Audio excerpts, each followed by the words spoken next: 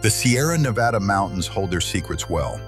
Tucked into a narrow canyon in Plumas County, the resort community of Keddie was the kind of place people went to disappear from the world. Quiet, isolated, forgotten by most maps. Easter weekend, 1981. Families were settling in for the holiday. Nobody locked their doors. On the morning of April 12th, a group of children walked into Cabin 28 and found something that would follow them for the rest of their lives. Sue Sharp, 36 years old, lay dead alongside her son John, 15, and his friend Dana Wingate, 17. They had been bound with medical tape and electrical wire, beaten with a claw hammer, and stabbed. The violence was extreme, personal, and sustained. Sue's youngest daughter, 12-year-old Tina, was gone. What made the scene even more difficult to process was what hadn't happened. In a back bedroom, Sue's other children had slept through the entire attack. The killers moved through that cabin in the dark, committed an act of savage brutality in the front rooms, and left the sleeping children untouched. Whether that was mercy or calculation, nobody has ever been able to say. Two men have long stood at the center of this case.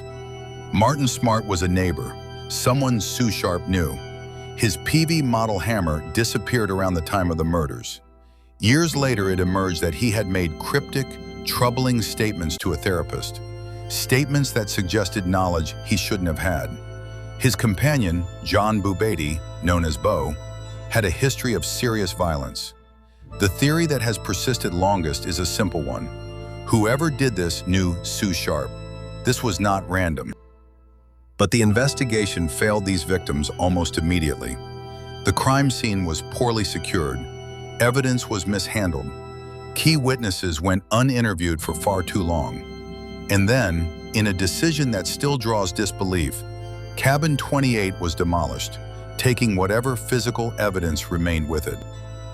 In 1984, a partial skull and fragments of bone were found in Butte County, 50 miles away. They were identified as Tina Sharp's. The rest of her was never found. The Sharp family has never stopped pushing for answers.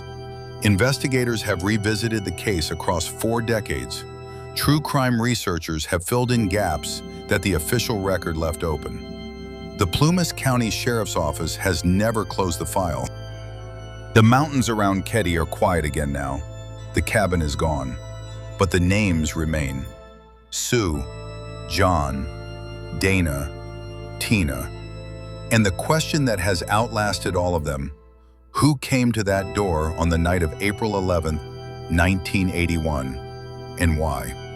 If you enjoy true mysteries, unexplained disappearances, and dark historical cases, subscribe to Midnight Files for more stories that continue to haunt history.